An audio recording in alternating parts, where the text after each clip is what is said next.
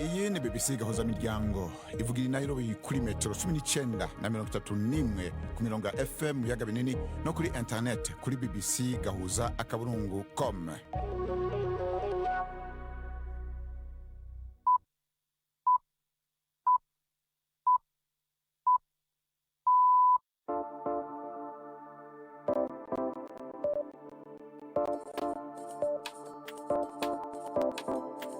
Ubu ni isaha imwe n'igice z'ijoro i Nairobi, ni isaha 12 n'igice z'umugoroba mu Burundi no mu Rwanda. Muri kumwe na Bernard Bankukira. Ndabahaye mwiriwe mwebwe mwese mukurikira BBC gahuza miryango. Turi kwa kane igenekerezo rya 12 ukwezi kwa gatatu umwaka w'2026. Izi ni ingingo zamwe mu makuru tugiye kubashikiriza. Indongozi shasha ikirenga ya Iran yavuze ubwa mbere kuva atowe aho yemeza kubandanya afunze umuhora wa Hormuz ucamwo ibitoro. Leta ya Republika ya Demokarasi ya Kongo ivuga ko iri kiragira amatohoza kuri cya gitero ca drone cahitana ejo abantu batatu harimo umukozi w'ishirahamwe UNICEF. Nayo mu mikino umwongereza Steven Constantine yagarutse kuba umumenyereza w'Amavubi umugwi nserukira w'igihugu w'u Rwanda mu mupira w'amaguru. Tubafite kandi n'urunana. Aya makuru ahagarariwe na Anne-Marie Niwemwiza. Tuanze twakira Latifa Mutesa bashikiriza makuru avugwa ijya nino kwisi imbere yuko tuja mu idonido ryano makuru. Televiziyo y'igihugu ya Irani yatangaje ubutumwa mu izina ry'umuyobozi mukuru mushya Mujtaba Khamenei. N'ubutumwa bwasomwe n'umunyamakuru wa televiziyo ariko ntibwatangaje amakuru agaragaza ko ubuzima bw'uwo muyobozi buhagaze. Hari raporo zimwe zivuga ko hashobora kuba yarakomeretse mu gitero cyahitanye se Al Khamenei uri umuyobozi mukuru. Icyo gitero cyabaye ku munsi wa mbere w'ibitero byagabwe na Leta Zunze Ubumwe za Amerika na Israel. Muri ubwo butumwa Mujtaba Khamenei yavuze ko Iran izahora ihorera amarosi y'abishwe bayo yise abamaritiri. Yongeyeho ko igihugu kizakomeza gufunga umuhora wa Hormuz unyuramo hafi 1/5 cy'amavuta ya petroli acuruzwa ku isi. Yanahamagariye ibihugu byo mu kigobe cy'Abarabu gufunga ibirindiro bya gisirikare bya Amerika biri ku butaka bwabyo. Umunyamabanga ushinzwe iby'ingufu z'amashanyarazi muri Amerika Chris Wright yavuze ko igisirikare kirwanira mu mazi kititeguye guherekeza amato atwara ibitoro mu muhora wa Hormuz mu gihe intambara ya Amerika Israel na Iran gikomeje guhungabanya uruhererekane rw'ibitoro ku isi. Ibiciro by'ibitoro byongeye kuzamuka nubwo ikigo mpuzamahanga gishinzwe ingufu cyatangaje ko kwa gatatu ko kizarekura utugunguru miliyoni 400 z'ububiko bwihariye mu rwego rwo kugabanya ikibazo cy'ibura ry'ibitoro ku isi mpuzamahanga. Mw'ijoro ryakeye kandi andi mato 3 y'abasivili yagabwe ibitoro mu kigobe harimo n'itanki ritwara petroli rifitwe n'ikigo cyo muri Amerika ryagabwe igitero hafi y'inyanja ya Iraq. Polisi yo muri Kenya yataye muri yombi umuturage w'umushinwa ukekwaho kugerageza gusora mu gihugu ibimonyo birenga 2,000 mu buryo bw'amagendu. Bikekwa ko byari bigenewe amasoko yo mu Burayi no muri Aziya aho bakunda kubyorora nk'amatungo yo mu ngo. Ni nkuru ku rubuga rwa BBC tugiye kugezwaho na Juventine Muragije Marie. Abashinzwe iperereza bavuga ko ibyo bimonyo byari bipakiwe mu ducupa duto dusanzwe dukoreshwa kwa muganga bigahishwa mu mpapuro zo kwisukura zari zipakiye mu bikapu. Abakunda gukusanya udukoko bavuga ko guhiga ibi bimonyo bigenda byiyongera cyane cyane mu Burayi no muri Aziya aho hari abantu babyorora nk'amatungo yo mu rugo. Abategetsi muri Kenya bo bavuga ko gukura ibi bimonyo muri Kenya bishobora kwangiza ubuzima bw'ubutaka ndetse n'urusobe rw'ibinyabuzima. Ikigo cya Kenya gishinzwe ubwirinzi bw'ibidukikije kivuga ko ibindi bimonyo nk'ibi byafashwe bivanywe muri Kenya byafatiwe Bangkok muri iki cyumweru. Urukiko rwo mu Burusiya rwakatiye igifungo cya burundu abagabo bane b'Abanya-Tajikistan bahamijwe icyaha cyo kugaba igitero cy'iterabwoba gikomeye kurusha ibindi byabaye mu Burusiya mu myaka 20 ishize. Iki gitero cy'amasasu cyagabwe mu nyubako yakirirwamo ibitaramo iri hafi ya Moscow. Abantu 149 barishwe abandi 100 barakomereka muri icyo gitero. Itsinda rifitanye isano n'umutwe w'iterabwoba wa Islamic State ryatangaje ko ari ryo ryagabye icyo gitero. Abandi bantu 11 nabo basanzwe ari abafatanyacyaha muri icyo gitero bakatiwe igifungo cya burundu. Uru rubanza rwabereye mu muhezo. Perezida w'u Burusiya Vladimir Putin n'abandi bayobozi bavuga ko Ukraine yaba yaragize uruhare muri icyo gitero ariko ntibigeze batanga ibimenyetso. Leta ya Kiev yarabihakanye yivuye inyuma. Bernard Latifa urakoze kuri ano makuru. Aya makuru mu buryo buramvuye reka turahere muri Republika ya Demokarasi ya Kongo aho leta ivuga ko iriko iragira amatohoza kuri kugira ukuri kumenyekane kuri cya gitero c'utudege tutujamo abadereva cabaye mu cagucagu bwejo kwa gatatu kwigahitana abantu batatu harimo umukozi w'ishirahamwe UNICEF Goma. itangazo risohotse nyuma yaho urunani AFC M23 rugenzuye ico gisagara gwegetse ico gitero ku gisigara ca Congo FARDC. Ubumwe bwa Afrika n'ishirahamwe ONU batangaje ko batuye umutima uhagaze n'ico gitero hamwe n'igwirirana ry'ibitero vy'amadrone bikorwa n'impande zishamiranye mu buseruko bwa Congo. Inkuru reka tuyibaze mugenzi wacu Jidasio Ndempundu. Mu itangazo leta ya Congo yashize ahabona ntiyemera canke ngo ihakane ko ari yagize igitero ca drone cahitanye abantu batatu mu bucagucagu bwo kuri wa gatatu hari mu Mufaransakazi Karine Buisse yakorera UNICEF mu gisagara ca Goma. Ivuga ko inzego zibijejwe ziriko ziragira amatohoza kugira ukuri kumenyekane kukunge n'ibintu vyagenze. Uretse abantu bitavye Imana, iki gitero c'Igoma cahitanye amazu harimwo y'abakozi b'ishirahamwe mpuzamakungu ONU. Ibi vyatumye umuvugizi w'umunyamabanga mukuru w'iri shirahamwe Stéphane Dujarric ava mu gacerere. Yavuze ko atewe umutima uhagaze n'igwirirana ry'ibitero vy'amadrone mu buseruko bwa Congo, akibutsa kandi ko bibangamira abasivile. Umukuru w'urwego nshingwabikorwa rw'ubumwe bwa Afrika nawe nyene yateye ivyatsi ico gitero, avuga ko cahonyanze amasezerano mpuzamakungu akingira abanyagihugu mu bihe vy'intambara. Ko bwa Mahmoud Ali Yusuf, ni ngombwa ko impande zompi zirinda gusotorana uko bishoboka kose, zigaca kure y'inyifato yose ishobora gutuma ibintu biyangara. Yibutsa izo mpande akamaro ko kubahiriza utwigoro two kurondera amahoro turiko turaba hamwe n'agahengwe kasabwe. Mu itangazo ryayo, leta ya Kongo ivuga ko yiyemeje kubahiriza amategeko mpuzamakungu akingira abanyagihugu n'abakora mu mashirahamwe afasha abari mu kaga bakorera ku butaka bw'ico gihugu, harimo n'uburere bugenzurwa n'umuhari AFC M23. Yamara ibona ko uburyo bwiza bwo gukingira abo bose ari uko igisirikare cy'u Rwanda ivuga ko kiri ku butaka bwayo cokura ingabo zaco muri Kongo. Iyi leta isanzwe yagiriza u Rwanda gushigikira mu vy'uburyo no mu vya gisirikare umuhari AFC M23, ariko u Rwanda rwo ruvyamirira kure. Ruvuga gusa ko rwafashe ingingo z'ubwirinzi kugira rukingira umutekano warwo. Tukivuga ibijanye n'intambara yo muri Congo, benshi mu bo yatumye bahungira mu Burundi vuba bagwiriyemwo abana bafise munsi y'imyaka 17 ku bihumbi birenga 60 vy'impunzi ziri mu ikambi ya Busuma mu Ruyigi mu buseruko bw'u Burundi. Abana bashika ibihumbi 39 kandi harimo n'abatari bake bahunze bonyene. Amwe mu mashirahamwe aho ibusuma ariko araha aba bana inyigisho zingene borerana nuko kwibeshaho mu kurindira ko basubira muri Congo. Iyi nkuru mu buryo buramvuye tukazoyibashikiriza ku musi wejo. BBC gahuza miryango kuri Humuriza mu Burundi ni kuri FM 99.6. Inama nshingamateka ya Senegal yemeje itegeko rikaza ibihano ku baryamana bafise ibitsina bisa ndetse rikanahana ibikorwa vyose bifatwa nko kubamamaza. Abashingamateka 135 nibo batoyiriye iri tegeko barishigikira kandi nta numwe yarihakanya, ariko batatu bakaba bifashe. Ni inkuru dushikirizwa na Anne-Marie Nwamiza. Ni itegeko ryari mu byasezeranyijwe na Perezida Bassirou Diomaye Faye ndetse na Minisitiri w'Intebe Ousmane Sonko, kandi ryashyikirijwe inteko nyuma yaho abantu benshi bafashwe bakekwaho kuryamana bahuje ibitsina, ibikorwa byari bisanzwe bitemewe n'amategeko mu gihugu cya Senegal. Guverinoma ivuga ko iri tegeko rihuje n'ubushake bw'abaturage.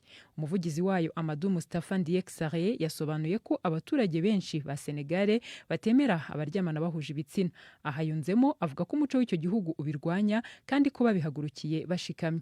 Amatsinda akomeye ashingiye ku muco yaramaze igihe asaba ko ibihano bikazwa. Ubu aravuga ko iri tegeko ari intambwe yo kurinda indangagaciro ndetse n'imyemerere y'Abanyasenegal. Imiryango mpuzamahanga iharanira uburenganzira bwa muntu iraburira ko iri tegeko rishobora gutuma ivangura n'ihohoterwa bikaza umurego ku baryamana bahuje ibitsina ndetse no ku bandi badakunda gutangaza ibijyanye n'imibanire yabo. Umushakashatsi wa Human Rights Watch avuga ko iryo tegeko rinyuranyije n'uburenganzira mpuzamahanga bwo kutavangura kandi ko rishobora kongerera abantu ubwoba n'akaga ko guhohoterwa. Yongeyeho kandi ko iri tegeko rishobora guteza umwuka mubi mu baturage mu gihe umuntu n'ubuzima rusange nabyo bikwiye kwitabwaho. Hari n'abavuga ko imibanire y'abahuje ibitsina itazacika kuko n'ubundi abenshi basanzwe babikora mu rwihisho. Dr Charles Dotu uyobora ihuriro ry'abaryamana bahuje ibitsina muri Senegal avuga ko iri tegeko rizatuma abantu barushaho kubaho badatekanye, abandi bagahora bihishe cyangwa se bagahungira mu bindi bihugu. Ibi byose bibaye mu gihe mu kwezi gushize polisi yafashe abagabo 12 barimo abantu bazwi cyane mu gihugu bakekwaho imibanire mpuzabitsina ibujijwe n'amategeko. Urakoze Anne-Marie Nwamiza. Ishirahamwe ry'umupira w'amaguru mu Rwanda ryongeye guha umugwi nserukiragihugu umumenyereza w'umwongereza Stephen Constantine yigeze kumenyereza imyaka 11 iheze. Uno mumenyereza w'imyaka 63 aho amasezerano mashasha y'imyaka 2 mu gihe Amavubi amaze imyaka myinshi atitwara neza mu nkino zo ku rwego mpuzamakungu. Constantine asubiriye Adel Amrouche yahora amenyereza Amavubi akaba yirukanywe mu kwezi kwa mbere uyu mwaka kubera umwimbo muke. Ni inkuru twateguriwe na Yves Bucana. Nkuko tubikesha ishyirahamwe ry'umupira w'amaguru mu Rwanda Ferwafa, umutoza Stephen Constantine yahawe amasezerano y'imyaka 2 ishobora kongerwa bitewe n'umusaruro, gufasha u Rwanda kuzamuka no kugira umwanya mwiza ku rutonde rwa buri kwezi rwa FIFA. Nicyo umutoza Stephen Constantine azwiho, kuko mu gihe kigera hafi ku mwaka yatoje Amavubi yafashije ikipe y'u Rwanda kugera ku mwanya wa 64 ku isi bwa mbere mu mateka yarwo mu mupira w'amaguru, hari muri 2015. Icyo gihe yari yafashije Amavubi gusezerera amakipe akomeye nka Libya na Congo Brazzaville mu gushaka itike y'igikombe cya Afurika AFCON 2015. Nubwo Amavubi yari yatsinze mu kibuga ariko ntiyabashije gukomeza mu matsinda kubera ko u Rwanda rwatewe mpagana CAF ruzira gukinisha umukinnyi wanakiniye Repubulika ya Demokarasi ya Congo, Dadi Birori. Constantine ari mu batoza bake b'Amavubi bagiye batirukanywe. Yaje kwegura mu kwezi kwa mbere 2015 nyuma yo guhabwa akazi n'ikipe y'igihugu y'Ubuhinde, aho yavuye mu Rwanda Amavubi ataratsindwa umukino n'umwe mu rugo mu gihe yari amaze yatoza. Agarutse asimbura umunyarigeria Adel Amrouche wirukanywe mu kwezi kwa mbere uyu mwaka, nk'uko byatangajwe n'ishyirahamwe ry'umupira w'amaguru mu Rwanda Ferwafa, kubera kutubahiriza amasezerano n'umusaruro utarushimishije. Amrouche yatoje imikino 6 yo gushaka itike y'igikombe cy'isi cya FIFA 2026, aho yatsinzemo umukino umwe, anganya umwe, atsindwa imikino 4. Nkuko tubikesha ishyirahamwe ry'umupira w'amaguru mu Rwanda, uyu mutoza w'imyaka 63 ku ikubitiro agiye gutegura ikipe y'igihugu y'u Rwanda mu mikino mpuzamahanga ya gicuti izwi nka FIFA Series iteganyijwe kubera i Kigali mu mpera z'uku kwezi no mu kwezi kwa gatanu. Urakoze cyane Yves Bucana.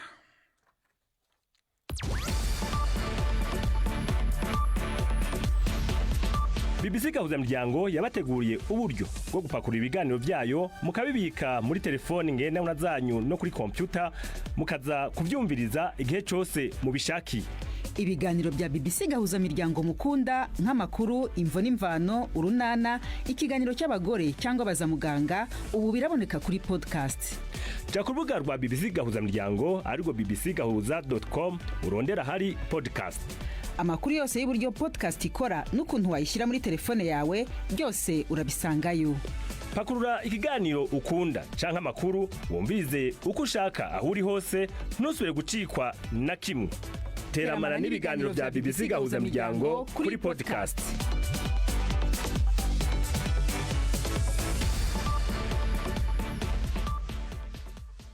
Ubu rero tukaba tugeze ku isaha 12:42 i Burundi no mu Rwanda. Ubu naho abakunzi b'urunana umwanya ni gwanyu.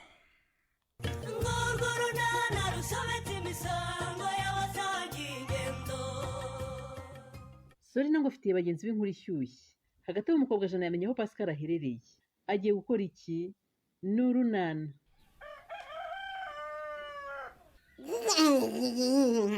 Mwana we ye baba we cyagishwe muragikandagiye rangwe ubu ryasano rya gasano ngo ni muzara ryatumutse ritedakoze ibyo naribwiye koko. Ariko mukobwa ja ubu koko amakosa yose yegeretse kuri muzara kuko ni wenyine ubona nabivamo rangwe impanga ziri hara ntizinyoroheye pe, bityo muzara agomba kumenya ibibazo byatewe na Shizirungu na Muhozi. Ariko rero wa mubyeyi we ntabwo ujya wiga, niba uniga ntabwo ufata. Ubu ngubu aka kanya wibagije umwana wawe wazize indwara ziterwa n'umwanda koko.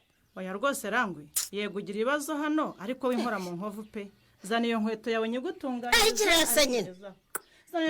Ujye ubura kugira isuku ubusa abantu bose bazabikandagira uzabatunganyiriza inkweto. Mbega abana badutse we. Nyumvira nawe we. Nyumvira nawe da. Baba batoraguje mu ngo zitandukanye aho bajya gufifita. Ubu abana bawe koko batunzwe no gufifita. None se mbese rangwe muri make mu gihe abandi bana bari mu rugo mbonezamikurire abawe baba bazenguruka mu mudugudu. Icyo koze mukobwa ja ibyawe ntibikiri byo kwihererana pe. Dukwiye kubimenyesha inshuti z'umuryango zikakutangira raporo kuko urakandagira uburenganzira bw'abana bawe wa mubyeyi we. Rangwe wandekeye amahoro yanjye kuzi ko ndi ngenyine muri urugo koko.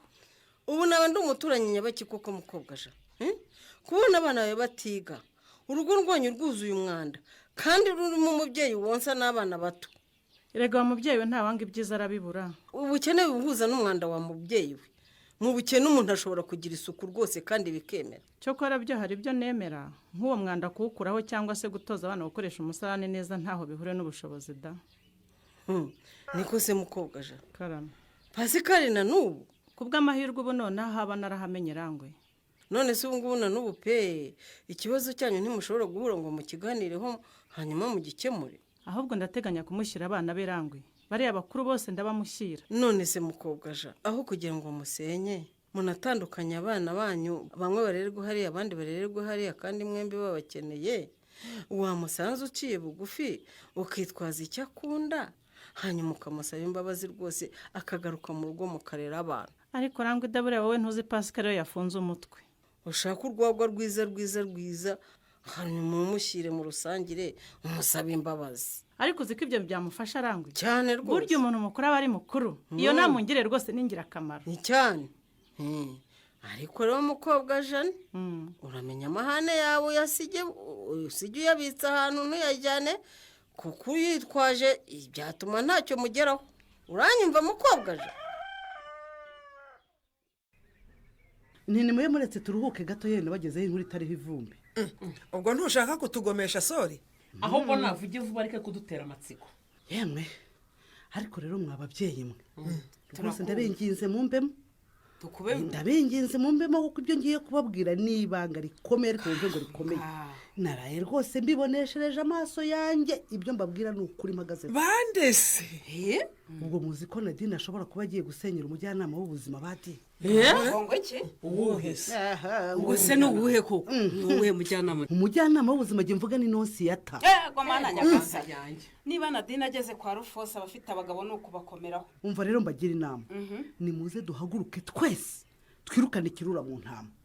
dore aho yahereye we, dore aho yahereye ngaho kwa Nyiramariza ababyaranye n'umugabo we Stefano, abageze kwa Patrick uriya mwana w'umusore aramuryoshya ababyaranye nawe. ubwo murumva aho ageze ari hehe? murumva atageze kwa Rufonsi karabaye ahubwo rero kabiri na rimwe azaba ageze iwanjye ni wawe kandi ntazatinya sori. none se nyine murumva tudakwiye kumwirukana Nyarurembo mwa bantu mwe?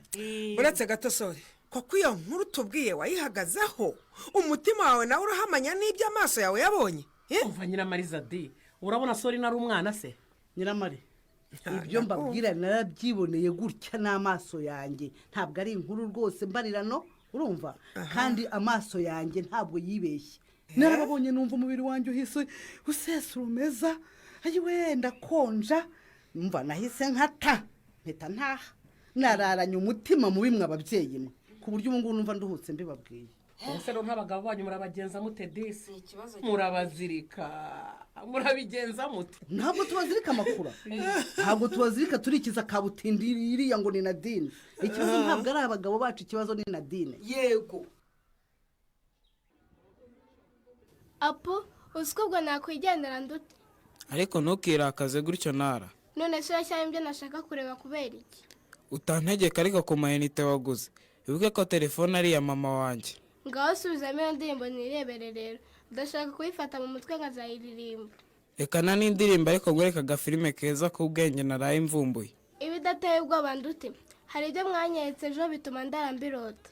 rekana na ziriya filime zaba niyo nkuru z'intambara ngewe ko nkoresha iyi telefone ngenda mvumbura. ngaho gashyiremo ariko karangiye vuba dutahe ndute? ngwino rero duhunge umuhanda duhagarare hari ahantu hiherereye. ndabyanze ndute? amajwi ataranasohoka rwose ayo mashusho nge sinayareba. warebye ariko do uyu mukobwa n'uyu muhungu barakundana bagatoroka iwabo kubera ko umwe aba ari uwo mu bakene n'undi ari uwo mu bakire. hanyuma ariko si uri mu bikinara aho kureba ko wipfuka mu maso. nipfutse mu maso ye sinshaka kubireba.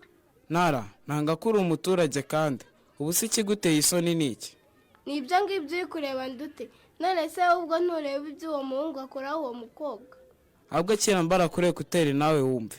mana we bimaze kuba ryari ndute? 12:20. wacitse ndutiye we, noneho nyogokuru ndamukizwa n'iki mana yanjye we? winsinga njye nyine yewe ubu umukecuru ungana nka nyirabazungu wa buri kinyoma umubeshya. wowe nyogokuru n'umuzi ku buryo ugeze mu rugo ukamubwira ko wadushyiriyeho isomo rishyashya rirangira saa moya yakunyomoza. ariko se wakinguye kubona hanze aho mubona ameze nabi. nkingure kandi ntashaka kunyinjirira mu nzu. Pascal ikingwa rwose imbeyemereye nabi. Uzi umwanya maze hano inyuma y'urugi. Kutegeka hose. Vuga ikigugenza hakinguye mukobwaja. Rwose singushaka iwanjye. Urumva? Ariko ubundi ninde wakurangiye ahomba koko mukobwaja? Naguhunze nshaka amahoro kandi aho nguhungiye ndayafite. Koko ubwo ufite amahoro utazi uko abana babayeho Pascal? Ntukankangisha abana ariko. Urumva naguhaye rugari ngo ukore ibyo ushaka uko ubishaka ntakubangamiye. Pascal waje. Genda niruhukire yewe dore niriwe mu kiraka nje naniwe mukobwaja. Genda rwose. Winyura nk'uhura imbwa nayo itariye Pascal. Ubundi uracyari uwanjye?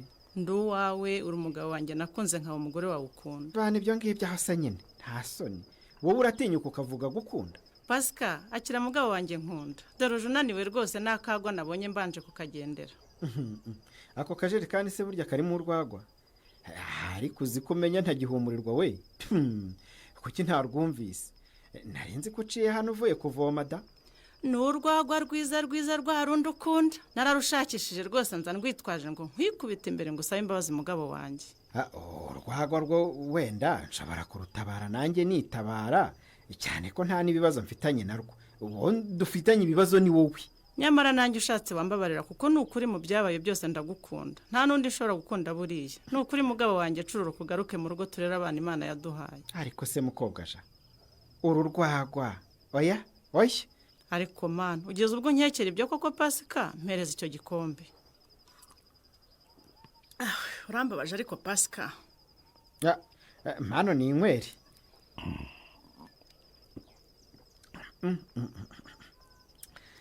Mbego rwagwa ruryoshye we. Mukobwaja nawe. Ahwi. Umva ruhuye n'icyaka narimvanye ku muroho rwose. Ongera usoma ucurure rwose. Niko ye. Ubusuru rwose ninjye waruzaniye ra. Ni wowe pe, ariko nanagufashe nta kibazo Pascal. Turusangiye se hari ikibazo cyangwa ndukurekera uzarumare nejo. Yewe murebwanye. Wingomesha rakanyaruka dore burije. Ubwo sugiye nkubwira icyatumye ngutegerereza hano Nosia. Nagira ngo kwari uko nsuhuza bisanzwe. Oya. Hari amakuru nashaka kukubwira. Kagira inkuru. Numvise ntayahamana rwose. Reka da. Nukurura umuntu mwiza nibyo tumaze kuvugana birabihamye. Ni amakuru arebana n'iki se murebwanye? Yewe. Karame. Ndayakubwira pe. Aho kugira ngo uzisange mu bibazo nk'ibya Nyiramariza. Kagira inkuru. Ndayakubwira rwose. Ugende wigenzurire. Hari ibyayo wabikumira hakiri kare. Ibyo ni ibiki uvuga murebwanye? Nubwo ngiye kuyakubwira rero. Sinayahagazeho. Niyo mpamvu ngo usabye kubanza ugatuza ukanagenzura neza. Mana yanjye we, ni iki murebwanye? Hari waduteranije murebwanye? Oya ntabwo ari njyewe rega. None se ninde kutambwira? Ni Nadine na Korufosi. Ngo abo bantu ko ari babiri rwose ibyabo si shyashya. Ariko utuzanya busobanza ugenzure neza. Ngo iki? Nadine na Rufosi yewe. Ngo ni Nadine na Rufosi umugabo wanjye? Nuko bimeze pe ngo barakungitse rwose. Ayo manange we. Niko se murebgaye? Ndakumva. Uwo negereje hano muri uyu mugoroba ngo umbwira amatakara gasi koko. Musibi nibiki koko? Niko. Ngewe nigeze ngushinga kungenzurira umugabo koko? Ntiwabinshinze. Ariko urumva sinabona umuturanye ahishije inzu ngo nanjye nsase ndyame. Reka nkubwire rero murebgayire. Urabizi ko ngukunda kandi ndakubaha. Nundi munsi ntuzongera kunzanira amazimwe rwose. Sinkunda ubujajwa. Aho ntimunyumvira. Maze ubu narinzi ko ngize neza none ndabizize. Nukuri ngewe rwose nta mazimwe ngira. Nta makuru numvanye Sorina. Ubwo rero numvaga rwose ngomba kuyakubwira kugira ngo ugire icyo bikoraho utabara urugo rwawe maze atararenga inkombe. Ye. Ese buriya ni na Sorina wabyumvanye? Arambona ariko. Arambwira wamubwiye kujya agenda nsebereza umugabo. Ariko hari ubundi ubu turihe mukobwaja? Uva Pascal di. Ubwo rushaka kumva kava Pascal? Mama y'Imana da. Usinze aho turi mu kabari se ni he? Oya da turi wawe.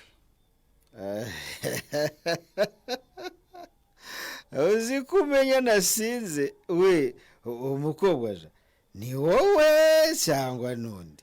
ni jyewe pascal wanjye egere hene kibasumba zoba ryanjye ribagiza ryanjye simbi ryo ku nyanja ngwino hano sha pascal ni wowe utagiye kunsigiza nka kera tukiri bato yego mukobwa jana mukundwa wanjye ngaho rero gira uko ugenza kuko n'ubundi waguhaye araguhata uru rwagwa rusa rwose ntago rwandamira rwonyine ni mama y'Imana. oya pascal sigaho rwose iryo risubiza aho urikuye ariko mukobwa wambabaje uzi n'igihe cyose maze ndyama nkabara inyenyeri kandi wejeje inyanya sha mukobwa inyanya zo zireze rwose kandi ni ibitomati gusa none se nyine ntabwo byumva yego gitomate cyanjye we hoshi cyarira pascal wigegera rwose nuko sawa irorerere n'ubundi ndabizi waramparurutse urumva wangize ishati ishaje mukobwa sawa oya ni ukuri pascal wanjye none se ubu igihe gishize ntuzi uko kingana wowe koko niba utanankumbura kuko wenda uba ufite ba Stefano ukeka ko njye nagukumbura koko mukobwa reka hariza cakarafu ngo ni Stefano pascal ntiwogere no kumuvuga rwose ayasha wowe ntazi senzi nyina urumva ubwo se uranyishitura hari ibinyoro ndwaye hari umusonga ndwaye se si uko Stefano aba yako pascal umugabo waje huda nayo mpamvu naje kugushaka ngo dutahe ubundi ibyo ushaka byose urabibona ariko turi mu rugo mu rugo mu rugo mukobwa haguruka bwaga ahubwo dutahe ako kamatora n'uburingitiri tubisiga kandi ubu turatashye aho inzu yacu yavaga hose turahahomahoma si ibyo bukunzi waje none si imfunguzo nazisize he mukobwa ntazo wamboneye hafi aho ngo ntasiga hano hadafunzera mukobwa jana umugambi wawugezeho ikibazo yari afitanye na pascal se kirangiriye aha naho mu kiganiro urunana cy'ubutaha ikinamico urunana mwitegurirwa n'umuryango urunana development communication mukayikurikira kuri radiyo BBC kuwa 2 no kuwa 4 saa 12:45 z'umugoroba. Ikinamico urunana kandi mwayikurikira kuri YouTube. Kuyigeraho andika ijambo ikinamico urunana official maze utange n'ibitekerezo. Uramutse ufite ikibazo cyangwa igitekerezo kandi wifuza kutugezaho watwereza ubutumwa bugufi bwanditse kuri telefone igendanwa 0783 18 10 64. Mushobora kandi kunyuza ubutumwa kuri page yacu ya Facebook. Kwigeraho no kwandika ijambo urunana. Tubibutse ko tubagezaho ikiganiro gikuyemo ibice by'urunana twumvise mu cyumweru. Icyo kiganiro tukibagezaho ku cyumweru saa 9:30 za mu gitondo na saa 11 z'umugoroba kuri BBC. Dusubikiye ikiganiro urunana cy'uyu munsi naho butaha. Ni kuri kino gikino urunana turangirije ko amakuru yacu yo kuri no munsi wa 4 igenekerezo rya 12 ukwezi kwa 3 mwaka w'2026 twabashikirije ko indongozi nshasha y'ikirenga ya Iran yavuze ubwa mbere kuva atowe yemeza kubandanya afunze umuhora wa Hormuz ucamwo ibitoro. Twabwiye kandi ko leta ya Republika ya Demokarasi ya Kongo ivuga ko iriko iragira amatohoza kuri cya gitero ca drone cyahitana ejo abantu batatu harimo umukozi w'ishirahamwe UNICEF. Mwumvise kandi ko inama nshingamateka ya Senegal yemeje itegeko rikaza ibihano ku baryamana bafise ibitsina bisa ndetse rikanahana ibikorwa byose bifatwa nko kubamamaza. Nayo mu mikino mwumvise ko umwongereza Stephen Constantine yagarutse kuba umumenyereza w'Amavubi mu umugwi serukiragihugu w'u Rwanda mu mupira wa maguru. Mushobora kandi gusoma ahandi makuru menshi ku rubuga ngurukana bumenyi rwacu ariko bbc.com agakwego gahuza. Mukongera mugasoma n'ibiyavugwa ko ku mbuga za Facebook na X ndetse mukanashikiriza n'ivyumviro vyanyu kuri ayo makuru nyene. Amakuru ndabise ko yarahagariwe na Anne-Marie niwe mwiza. Mwenga bw'ivyuma yari Maxwell Okot. Kwizina ryabo bose rero bafashije kugira ngo amakuru ashikire kandi turashikirize. Bernard Bankukira nk'abandi bashimiye. Mugire umugoroba mwiza canke igitondo ciza bivanye naho muherereye mu mpande zitandukanye z'isi tuzoba dusubira